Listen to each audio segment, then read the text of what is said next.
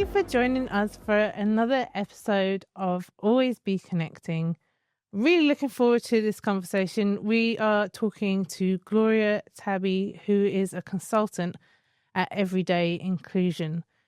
And today, for the next 30 minutes, we are going to talk about how we connect as a white woman and a black woman and the discrimination we may not or may be aware of. Gloria, thank you so much for joining us.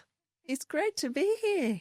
Thanks for having me. Tell us a little bit about your story, about how you came to be in the role that you are at the moment, and a little bit about what that means. Like I said, thank you so much for having me. The trip was great coming from the mountains this morning to your studio. Beautiful space you have got here. So I feel really privileged to be here, actually. Now, how I came into doing what I do, there's a huge story of that, but I guess for the purposes of this chat, I will just be brief. So it's always a big question. Tell us about your life. Yeah. So obviously I come from Africa, but I have been living in Australia for the last 3 decades. When I finished school, which is equivalent to around about year 10, I came to Australia to live and went to university. And I guess, I haven't actually looked back. I've stayed, met my husband, and they said the rest is history. So when I started off, I actually didn't know much about racism in a sense that I grew up in Africa where everyone is the same. We're all Africans. So there was none of that. And even in my younger years, it took me to very recently that I could actually put a name to what was happening in my life compared to my white friends and my husband who is white. But there were things happening in my life that I just didn't know why. So, for example, as a young black student going to university, it took me a long time to have get a rental place, a place to live. And I applied for so many rental property and didn't get them. Yeah, wow. I didn't know why. Now I know why. You would think it's just hard to get a rental. Yeah. But then that was in the 90s. Yeah. And I was told that in the 90s, a single black girl looking for a rental property in an area called Richmond, Western Sydney, it would have been very hard to get. But I didn't know. I just thought, there mustn't be enough rents around. I just didn't get it. And so the story goes. But even that, because I didn't have a language to explain what was going on, I still got on with life and kind of oftentimes blame myself. Maybe I didn't apply for the job properly. Yeah. I didn't put a good application in.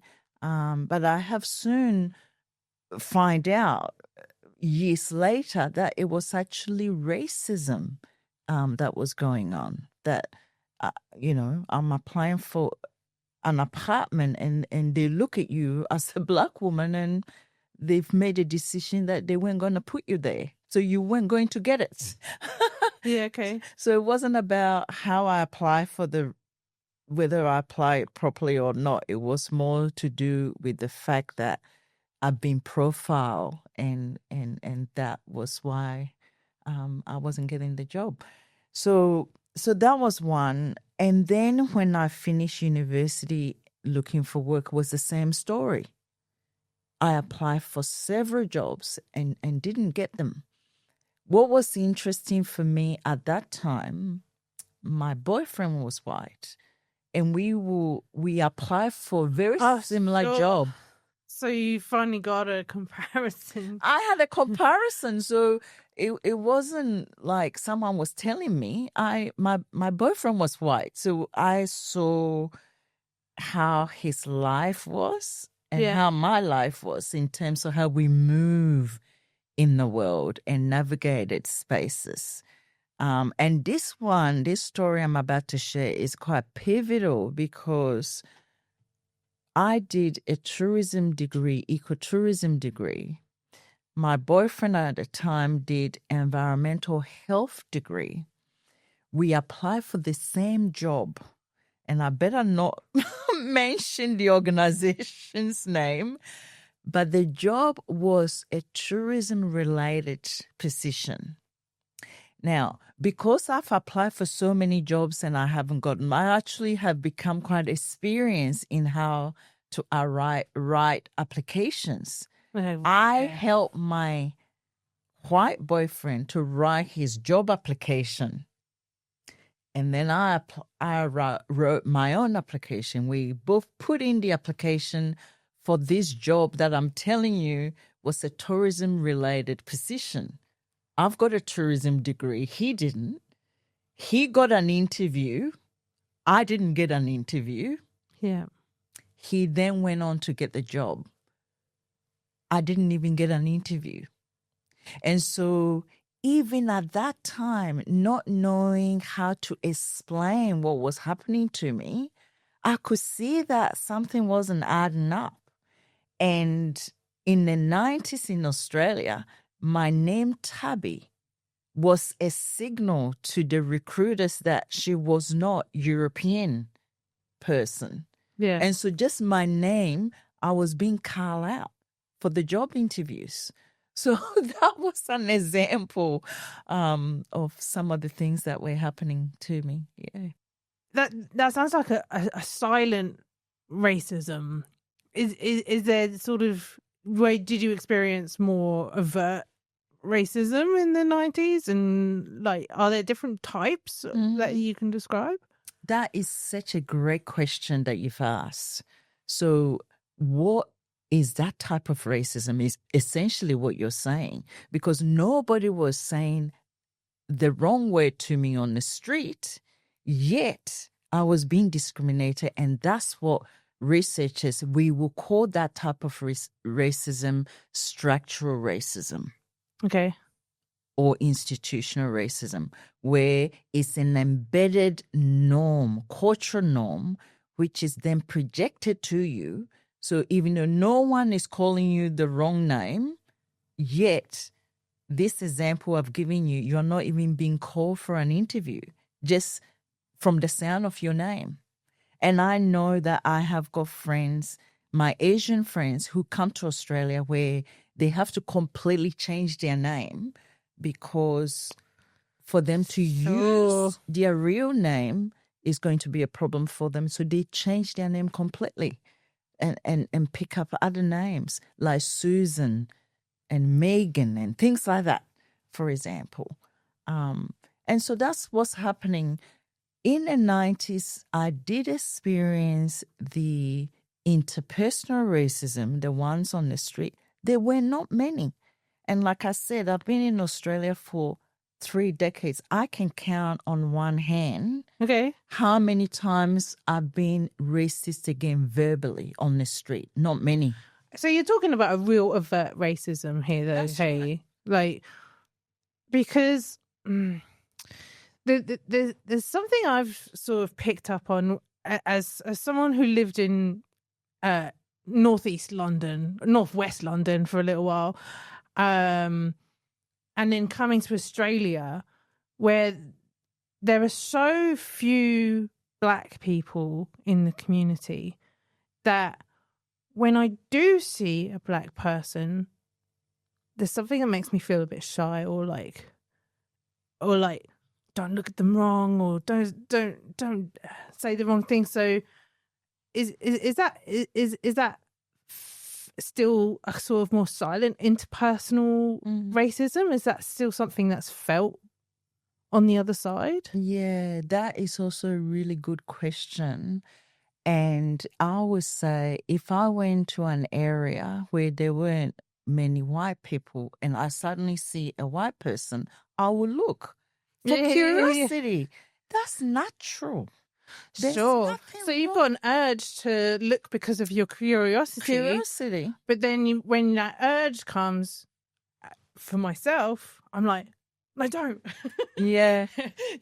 But we are because human. the fear of appearing racist Or rude. Okay. rude. Yeah, exactly. So can I just say to you now, that type of curiosity, not knowing, and wanting to look or ask where that person may even come from, those type of things are curiosity.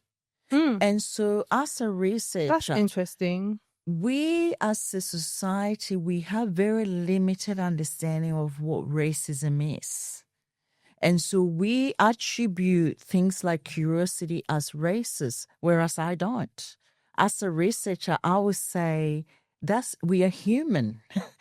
and to see someone who looks different to you, we are different. We to not react to that is almost like we want to perceive the idea of different as color blindness. Well, color blindness is not really what is right thing to do because we are different. You are white. I am black woman.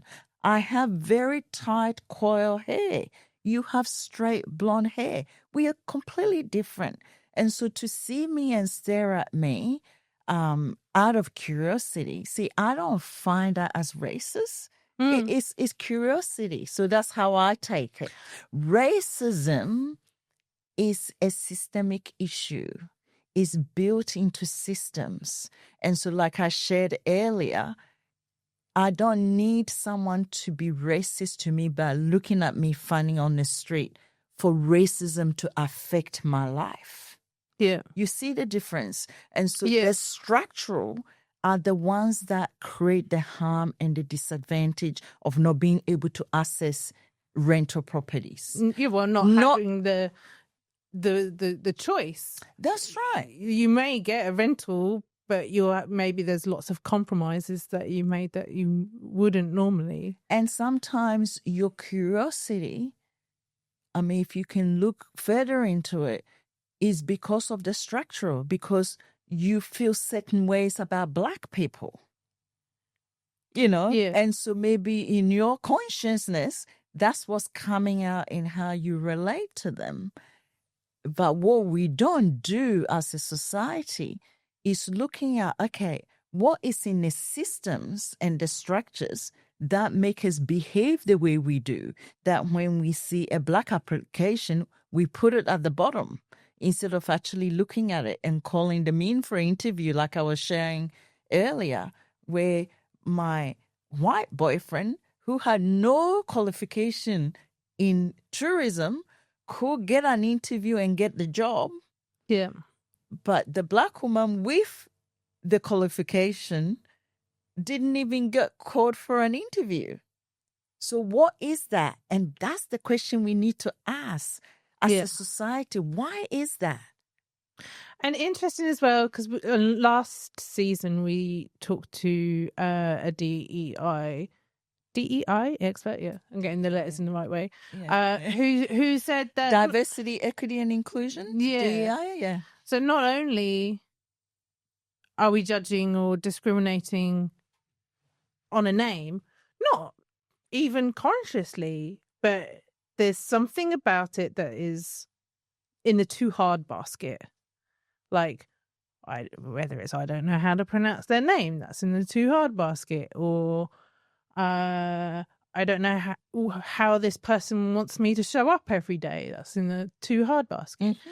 But even more so, that person has faced these limited choices for a long time that they may not even be the best candidate. Yes. Because in my experience of recruiting, that there have been a few Black people come through the recruitment process, and I kind of root for them. I want them to do well, but I just can't get them over the line.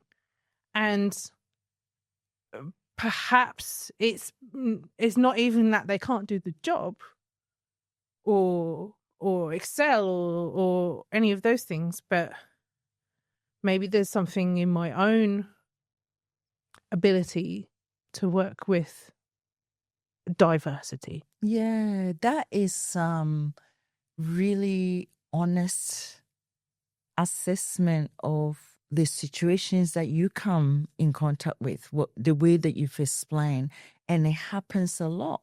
You know, you say things like they might not have been given the opportunity to have the expertise that you need to be able to get them across the line, because perhaps for years they've been rejected. They haven't had the opportunity where, you know, young people can come out of school, an organization will put them in through internship or work experience. Yeah. So then they build the skills so that by the time that they're applying for the jobs, they've been exposed to all these experiences to actually be successful at the job. And this is what society is failing Black, Indigenous, and anyone that looks different in society.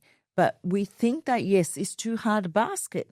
I can't really mentor them because I might offend them. And all has come about because of the way that culturally we feel about Black people. And that's been constructed over centuries. And, you know, it's only now since 2020 with what happened with, unfortunately, with George Floyd, which has brought us to even have these conversations. Before, we weren't talking about it even in public.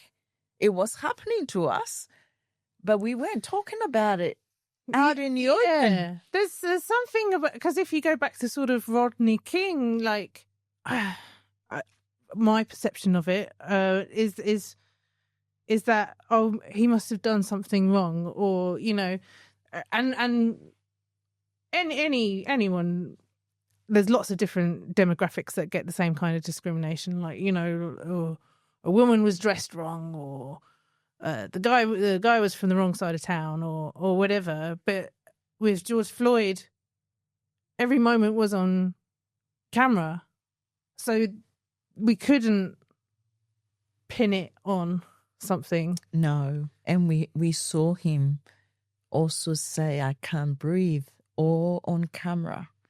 And it was dreadful. But we were there, and it was COVID. There was nowhere for us to hide but to see and witness it, isn't it? And so it's been going on for centuries. But it's only now that gave us the opportunity to talk about it in public. And yes, there are discrimination and exclusion of all sorts, you know, exclusion and suppression of women, LGBTQI communities. Yeah. Of all the communities, Black people are the only race that have been enslaved. And that story has itself attached to us, whether we like it or not. We were the only group of people that were enslaved for hundreds of years. Yeah. And that idea that this group of people might not be quite people, and that's why we were enslaved, our ancestors, continues to affect us even today. And one of the things you and I have talked about is a very fundamental to who we are. Things like our hair. Yeah. Where women, even powerful women, cannot wear their hair, their real hair out on camera or out, because we've been told that our hair were ugly during slavery. We were shaved as a form of punishment, or we were also asked to cover our hair. And so now when we show up our hair, we are too much, too Black, too ethnic. Where does that comes from? Yeah. It comes from way back from hundreds of years ago. So that stigma It doesn't just wash off and go. It sticks with us until we've had this hard kind of conversation to break it down so that we know the root cause of the problem. And that's where hate discrimination comes from. All slaves were shaved. Yeah, okay. And so policing our bodies as slave that way is what has continued over the generation. And it's our hair. It's like, why? Why do you have a stigma about the hair that grows on our heads, for example? And many Black women wear a wig to hide it. I was one of them. Until a year ago, I thought, I'm not doing this shit anymore. Sorry, you can cut that out. Yeah. I know, we love you, loving this. I'm not doing it. You know, that's how I was born. Why do I need to put 100%. a wig to cover it to work in professional spaces? It doesn't make sense, but it happens. So there's sort of two trains of thought where I'm getting from what you're talking about, and one is, how do you grapple with the history of your race like that and the situation that you're in? And then also what you're talking about with hair is, which I think is kind of like a microcosm of the fuller situation, is how you know, it is about it not being a curiosity. It's about seeing it more, about experiencing it more, allowing yourself it's not in the too hard basket. So so the two things there is like the history and sort of the realization that here I am, look at me, this is who I am. Yeah, it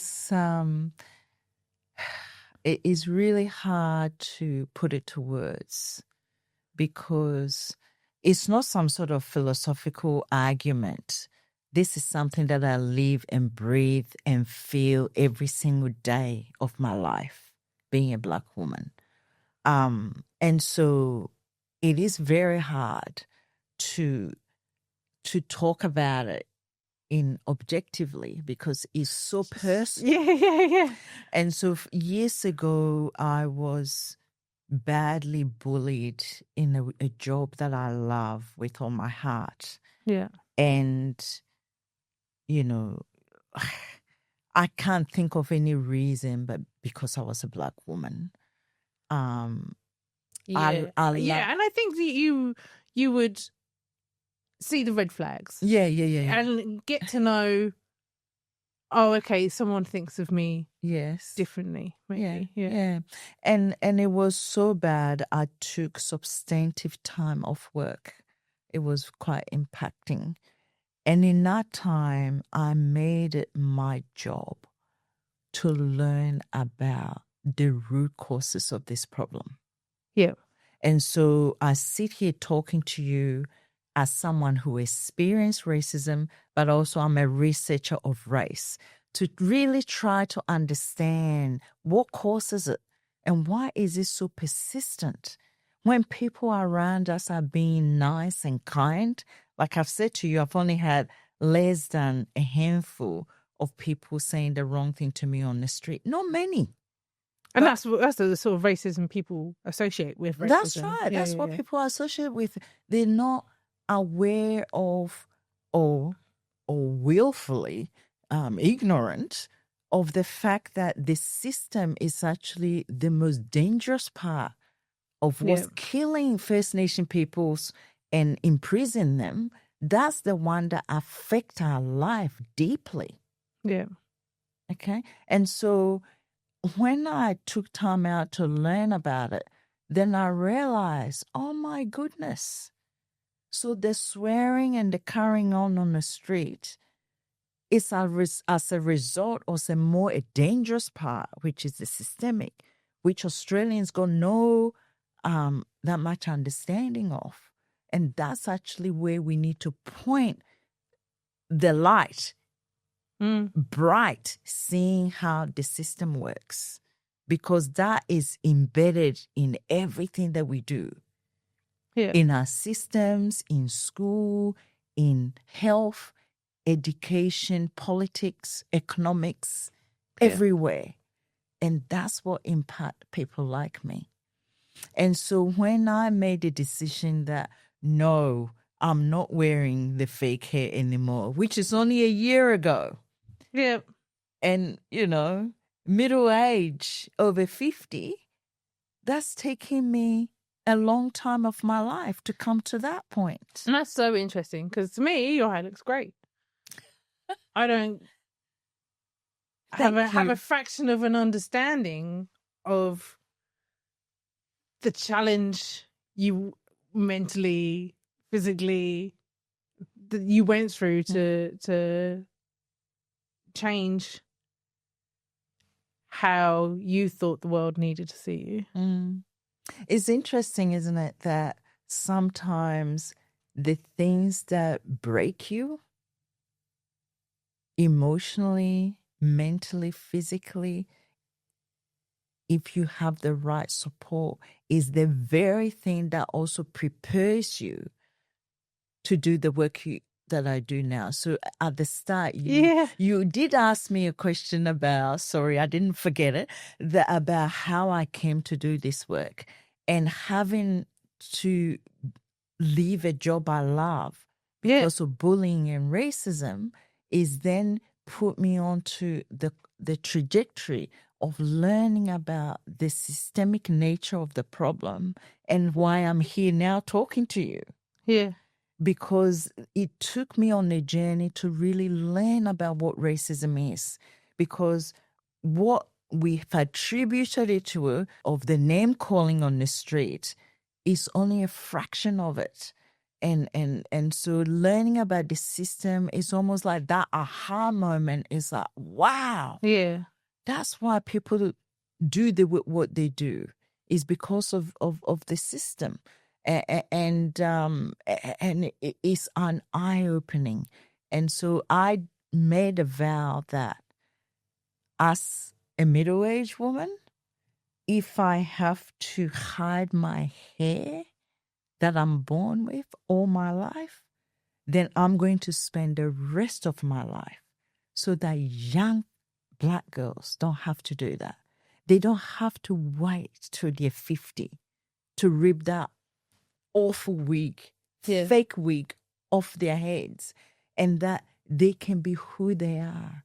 And so that's, I feel, has become my life's work, to make sure that what I've been through as a Black woman, that I can be a role model of some sort for young Black girls and all other races, whoever they are, that they can be themselves for who they are. Yeah. And not have to hide, the identity, that they can be who they are, because the system, because they're not afraid of that, will oppress us whether we wear the wig or not. They have the choices that they deserve. That's right. But racism doesn't stop when Black women put the wig on. They are still Black and they're still going to be racist against you. So why spend the money? Yeah. And mind you, the money goes to companies who makes the wig, who don't think really well of you anyway. So you're spending your money to the oppressors who oppress you to buy the wig to keep appearances, and the racism doesn't stop. So I didn't see the point anymore. I just ripped it off. That's interesting as well, because there was, do you remember that time maybe 5 years ago, Kerry Ann, I can't remember her last name, she was a TV person. Yeah. There was a moment that she had where she defiantly said that she was not a racist because of something that had happened.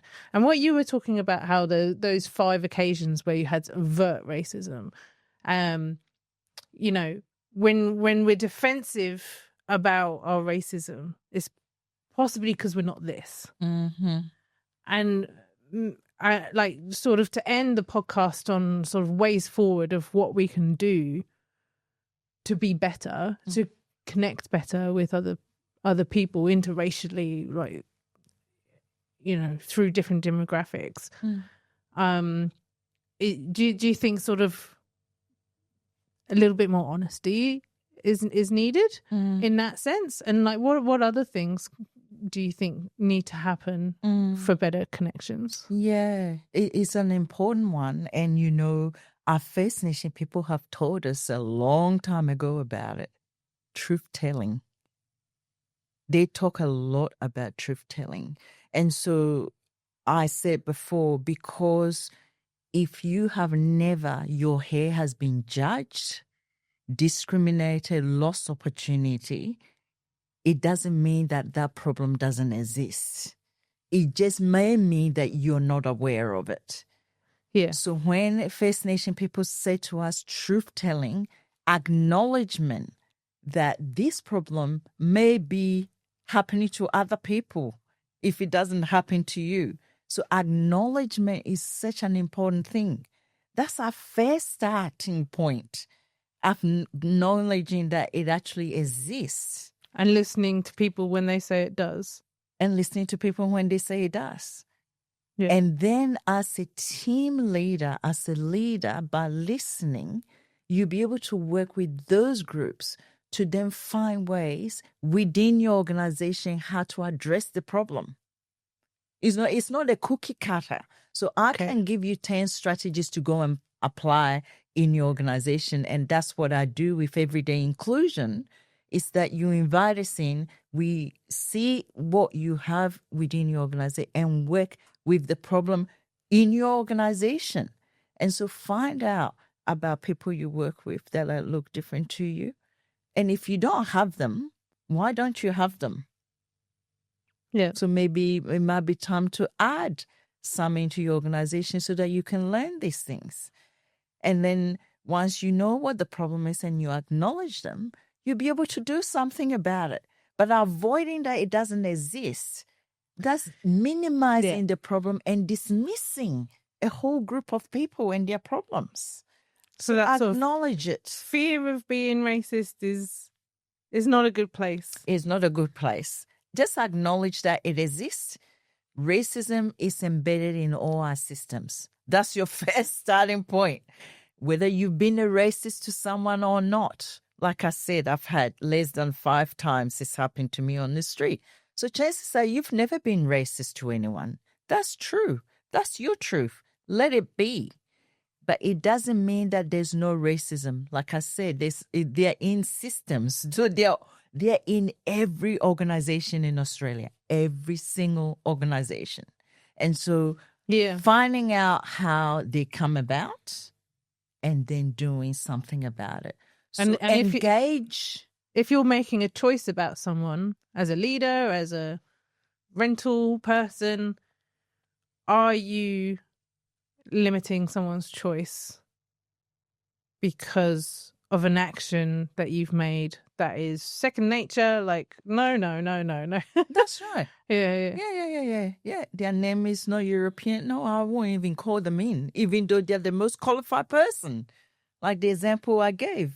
One is qualified and done a degree in tourism once, never done it. But their name sounds European, so we call them in and we must support them and help them to succeed, and that person misses out. So just imagine that example, them missing out even though they're trained, where eventually they're not going to have the skills to do the job because they've never had the opportunity to work in it. Yeah. And this is what we are finding. A lot of very qualified migrants come to Australia and they can't use their qualification. Yeah. If the qualification is not from England or somewhere else, European country, they can't use it. And so what are we doing to alleviate that problem? So listening is important, but also having concrete strategies to deal with it. So if we take hair discrimination, for example, and we've listened to Black women that, this is a problem. There is a stigma. There is a stigma because very powerful women or Black women all around the world wear wigs. Oprah Winfrey is one. Michelle Obama. Marsha Hines, who is a diva in Australia, a great singer, guess what? She wears a wig. And so why do even powerful Black women wear a wig? It's not about confidence, because those names that I've mentioned, they don't lack confidence, but it's because of stigma. So once we understand the problem, then do something about it. So let me ask you this. When was the last time you've seen even a brochure of an organization with real Black woman, Black young person with natural hair like mine? Have you ever seen one in Australia? Chances I don't are, even know if I've seen many Black people in brochures. that's right, whether they even exist. Yeah. So put them in there, because by putting them on a brochure, people you work with, to reflect how those people look like, Yeah. chances that is a way of normalizing who they are. Yeah. Them not being there is out of sight, out of mind. If we don't see them there and you see them on the street, of course they're going to look different and foreign and scary, and all sorts of things will come to mind. So if we want to normalize and solve that problem, that's a very quick, easy one that we can do today. If we have a Black person in our organization and they don't have real hair, get me in there and I'll come and talk to you why they don't have their real hair, that they're wearing a wig. Yeah. Because that's what you will see. They will have Black women that are somehow looking closer to whiteness, which is the wig. Yeah. But if we want to stop that, then start having Black women that looks like me, because then our hair looks a bit like this. Big afro or different type of textures. That's who we are. And what are you doing now? Because you've got a organization, foundation that you're setting up? Yeah. So last year I started talking about the hair discrimination more and more, which then got me on to delivering a TED talk about this problem. And so it's a way of highlighting and creating awareness. And so I've moved on from there into establishing a foundation, which I talked to you earlier, called Enable Women Africa. Enable Women Africa, our sole purpose is to work with leaders to change the system to stop the stigma about our hair. That's how we are born. And so we want leaders to acknowledge that this is our hair and that's how we want to show up in professional spaces. We don't want to keep wearing wigs anymore. We don't want to hide our hair anymore. And so that's what the foundation is trying to do. So support us, enable Women Africa to wear our hair naturally in professional spaces. Because another problem about fake hair is that when they're disposed, they contribute to environmental degradation. Yeah. Fake hair are not biodegradable. So they are costing us a whole environmental problems. I'm not an environmentalist, but that's something that, as a society, we need to contend with. Yeah. Yeah. Beautiful. So people can go to your website or find you on LinkedIn. Yes, you can find me on LinkedIn, Gloria Tabi, on LinkedIn. On Instagram, we have got a page for Enable Women Africa. It's a very new page. Please follow it. Invite us into your organizations to talk about this issue and how to address them.